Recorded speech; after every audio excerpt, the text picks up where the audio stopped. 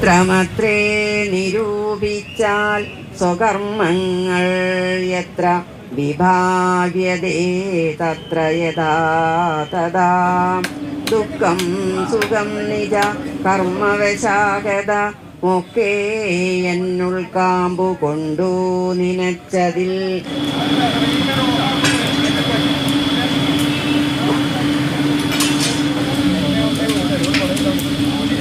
മൃതദേഹം സംസ്കരിക്കാൻ സ്വന്തം വാസഭൂമി പോലുമില്ലാത്ത അവസ്ഥ. പ്രകൃതി ദുരന്തം മനുഷ്യനുമേൽ അടിച്ചേൽപ്പിക്കുന്ന ഏറ്റവും ക്രൂരമായ സ്ഥിതിവിശേഷമാണിത്. മേപ്പാടിയിലെ ഈ ക്ഷേത്രഭൂമി ഇപ്പോൾ ഒരു പൊതു ശ്മശാനമായി മാറിയിരിക്കുകയാണ്.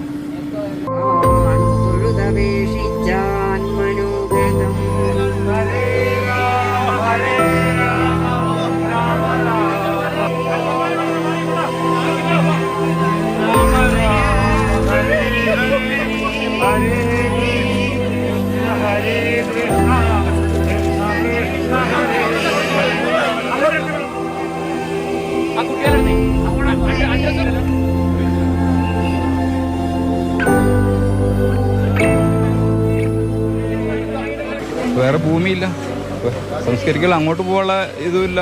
ശ്മശാനം നമ്മളെ പൊതു ശ്മശാനം ഉള്ളത് മുണ്ടക്കൈ ഭാഗത്താണ്. അവിടേക്ക് ഇനി പോകാൻ കഴിയില്ല.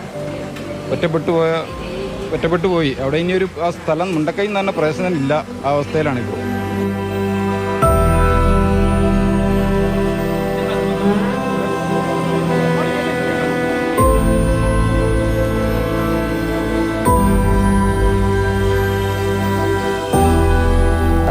ഹിന്ദു ആചാരപ്രകാരം ഇവിടെ ക്ഷേത്രത്തിൻ്റെ ശ്മശാനമാണിത്. അപ്പോൾ ഇവിടെ ഏകദേശം 12ഓളം സേവാഭാരതി യൂണിറ്റിൻ്റെ ശ്മശാനങ്ങൾ ഇവിടെ പ്രവർത്തിക്കുന്നുണ്ട്. വളരെ സങ്കടകരമായുള്ള, കാരണം ഞാൻ വന്ന അന്ന് തന്നെ ഏകദേശം ഒരു ചെറിയ ആരുമില്ല, ആ കുട്ടിക്കൊന്നും ആരുമില്ല. കുട്ടീൻ്റെ അച്ഛനും അമ്മയൊക്കെ മരിച്ചതാണെന്ന് പറഞ്ഞാൽ അച്ഛൻ്റെ ബോഡി കിട്ടിയിട്ടില്ല, അമ്മയുടെ ബോഡി കിട്ടിയിട്ടുണ്ട്. അങ്ങനെ വളരെ ഇന്നലെ രാത്രി വന്നൊരു ഇതെന്ന് പറഞ്ഞാൽ കഴുത്തിൻ്റെ മേലോട്ടില്ല, അരേൻ്റെ താഴോട്ടില്ലാത്ത ഒരു ബാക്കിയുള്ള പീസ് മാത്രമാണ് വന്നത്. അവരുടെ ബന്ധുക്കൾ ഉണ്ടായിരുന്നു. അങ്ങനെ വളരെ നമുക്ക് ഏറ്റവും ബുദ്ധിമുട്ടുണ്ടാക്കുന്ന ഒരു ഇതാണ്. ഓം നമോ ഭഗവതേ വാസുദേവായ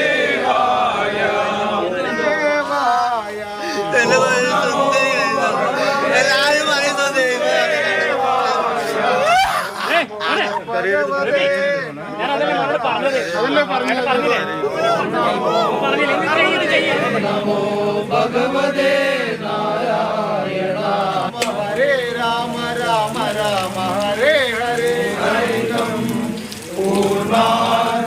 പൂർണ്ണസ്യ പൂർണ്ണമാദായ പൂർണ്ണമേവാവശിഷ്യതേ. മേപ്പാടിയിൽ നിന്ന് ക്യാമറമാൻ ശരത്തമ്പാട്ടുകാവനും വിനീഷ് പറവൂരിനൊപ്പം ബിജു പങ്കജ്, മാതൃഭൂമി ന്യൂസ്.